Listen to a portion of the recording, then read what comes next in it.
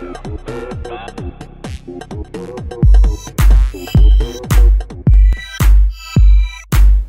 what's up? I'm Ryan Koo with Screencraft. We're here at Digital Discourse at the WGA-East, and we're here with Click on This. All right, I am here with Ryan Koo, the co-producer of tonight's panel. Great panel, so informative. How did you get everybody together? Well, it happened 3 months ago. We're looking for a venue, and we're like, okay, WGA-East is in New York, so why not hit up that spot?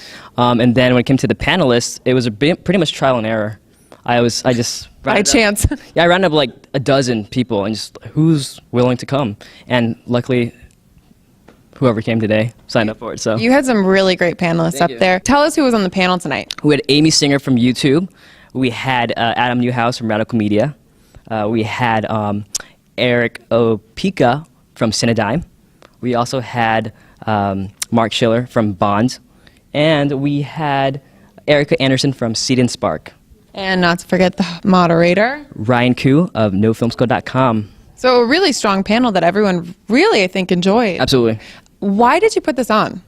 I looked at it from a perspective of a graduate. Like, anyone could put out like 20 films, but what do you do after that? You know what I'm saying? How do you get seen? How do you get distributed? So I just wanted to put on a panel where people can learn about actually getting recognition and getting seen.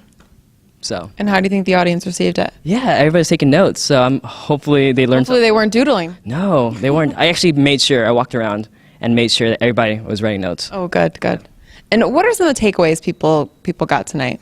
Hopefully they know what to do with their films now. We had some really good questions from the audience that were very particular to their films. So hopefully each person knows what to do next. And what are we going to see next? Are we going to see another panel? Hopefully we'll come back to WGA. Maybe 2 more panels. So I'm excited about that. I'll be back in New York. So. And where can people find this? We can check it out NoFilmSchool.com. Now I'm here with Ryan Koo, the founder of NoFilmSchool.com. You were the moderator in tonight's panel. Great job. What were some key takeaways that the audience probably got tonight? Just, that developing an audience from day one is incredibly important. At the end of the day, if you have a great movie but no one knows about it, that's, well, I guess that's not the worst problem to have. It would be worse to have a terrible movie and for no one to know about it.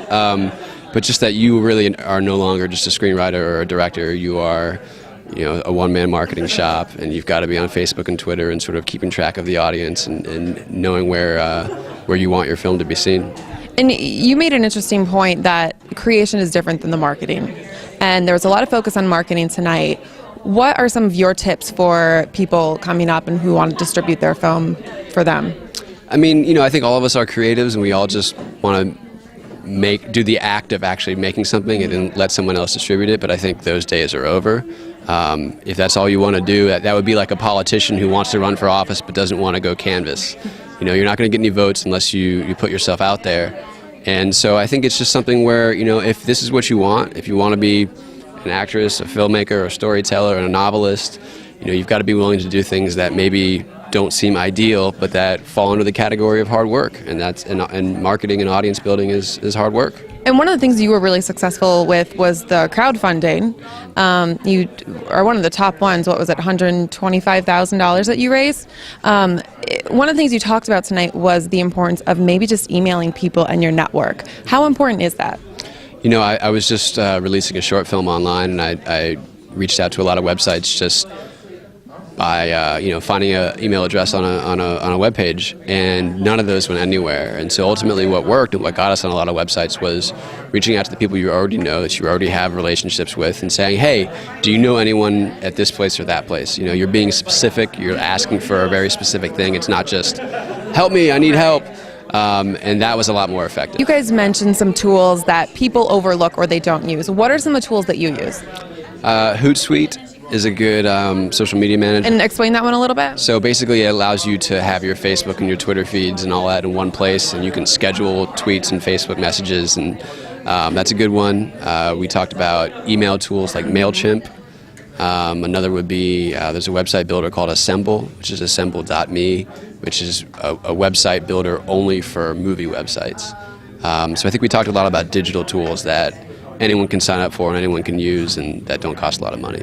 Great, that's perfect, Ryan. Thank you so much. All right, I'm here with Erica Anderson from Seed and Spark.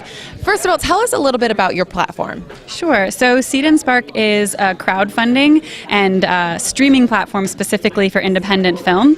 And how we're a little different is our crowdfunding platform is structured like a wedding registry. So a filmmaker has to list everything that they need in order to complete their film or their budget, whatever portion they're raising.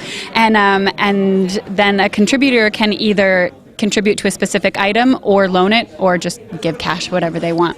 And that's such a neat idea because tonight we talked a lot about engaging. And what better way to feel as though you're actually contributing than to actually contribute to a specific item that somebody needs? How important is that for when people are raising money? You know, I think anything that you can do to engage your audience, and engage, we sort of throw that term around, but like, how do you actually do that? And one of the ways is that you make people feel like it's something that they have a piece of ownership in, that they're a part of it, that their voice matters. And so, you know, the wedding registry tool aspect is just one piece of that. And for some people, that seals the deal. Other people just want to read where you're spending your money and then will contribute an amount. So it's just sort of finding lots of different ways to reach people where they feel comfortable and where they'll get excited.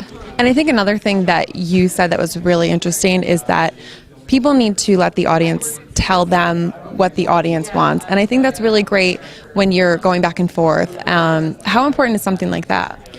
You know, it's very important, especially in the idea that, or with the idea that, you know, figuring out who your audience is really important. It's the most important thing. People sort of think that fundraising is the most difficult part, and it's not. It's finding your audience. There are way more films that get made that don't get seen.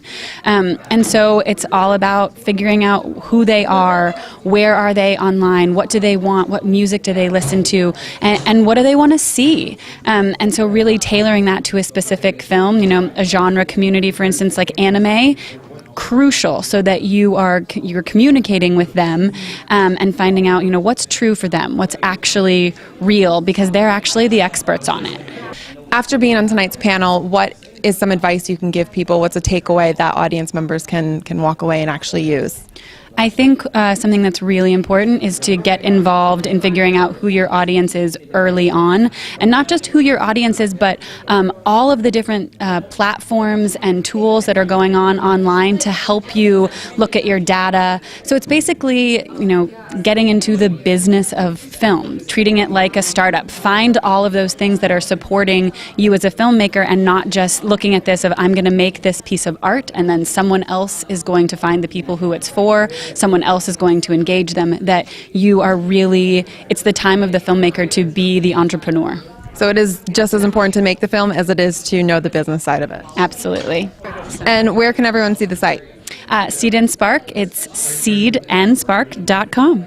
Awesome, thank you. Thank you so much for the tips. Thank you. Arman Barati, did I say it right? Arman Barati. Cut. I was kidding. Click on that. Who's next? Bring another interviewer. Arman Barati. Switch roles. Okay. I'm just kidding. Hi, I'm here with... Yeah, what's my name? I forgot, I'm sorry. Kaylee Kaylee or something? Kelly. All right, click on this. I am here with Arman Barati. 3 syllables. Arman Barati.